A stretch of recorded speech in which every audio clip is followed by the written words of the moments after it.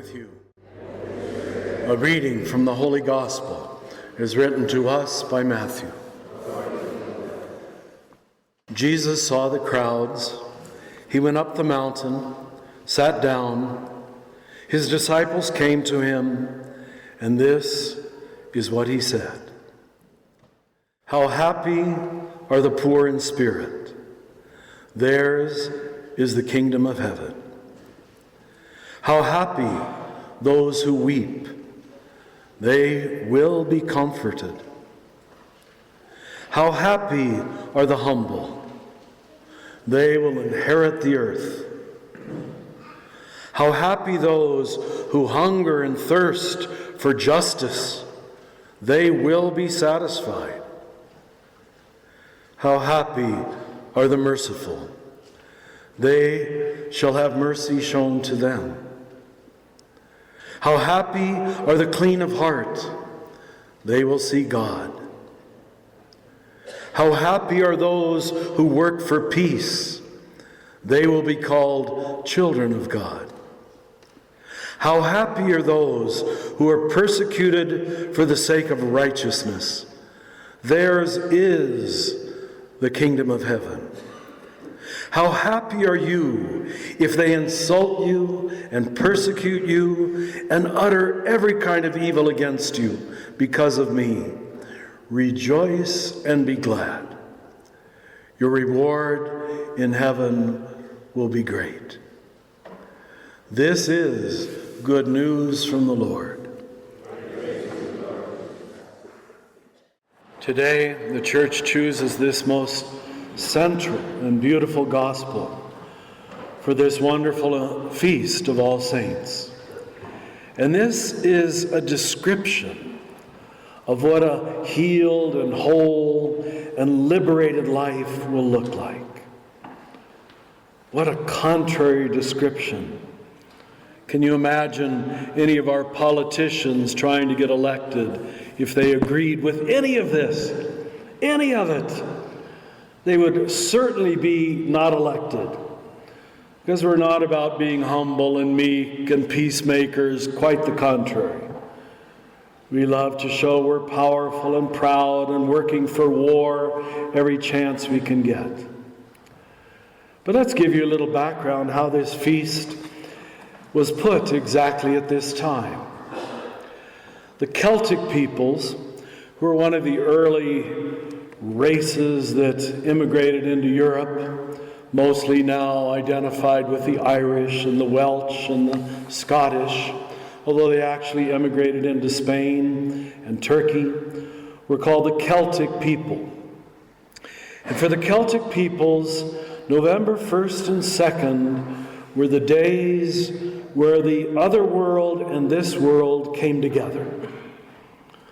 This was where the invisible world and the visible world met on November 1st and 2nd.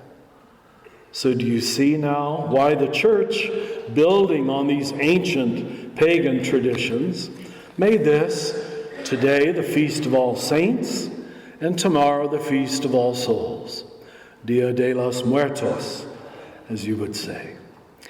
But what we've forgotten, unfortunately, is that clearly in all of Paul's letters, when he talks about the saints, he doesn't talk about people who went through an official canonization process in Rome. In fact, the saints is the word for all of you, the people.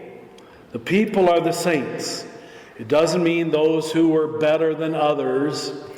And unfortunately, that deciding that some people were better than others, although we do need heroes, we do need heroines to look up to and to imitate, but it gave us the unfortunate impression that we were not saints. Let's describe the word a little better. And for those of you who know Spanish, I checked this out with Deacon Eddie. The word sanos, sanare, in Latin and Spanish means to be healed. Doesn't mean to be perfect at all. To be healed means you were once wounded, And you walked through it and came out the other side more alive and more whole. The Christian journey is not about being perfect. No one is. It's impossible. The Christian journey is about becoming whole, which means that we bring our wounds for healing. So the word saint came from those who were healed. Those who had been wounded, like all of us are, in life's journey, but we didn't stay there. We didn't remain in that angry place, or that negative place, or that hateful place, or that cynical place, or that resentful place. And those are the temptations. Most people give up in the middle of the journey because the temptation to be angry or hateful is simply so strong. And unless you bring those wounds for healing, none of us do become whole, healed, or saints. So I hope, brothers and sisters, this helps you recognize that we really don't pray to the saints, although I can understand why we talk that way. But it's much more we pray with the saints. And this is the feast that wants to remind you that you are one of the crowd. You are one of the great group, now united with God, who is little by little healing your woundedness. So you don't want to waste your Christian life denying your woundedness. In fact, you need to recognize that it's there. Because only if you recognize it's there will you bring it forward for healing. It's almost that simple, and it's almost that hard.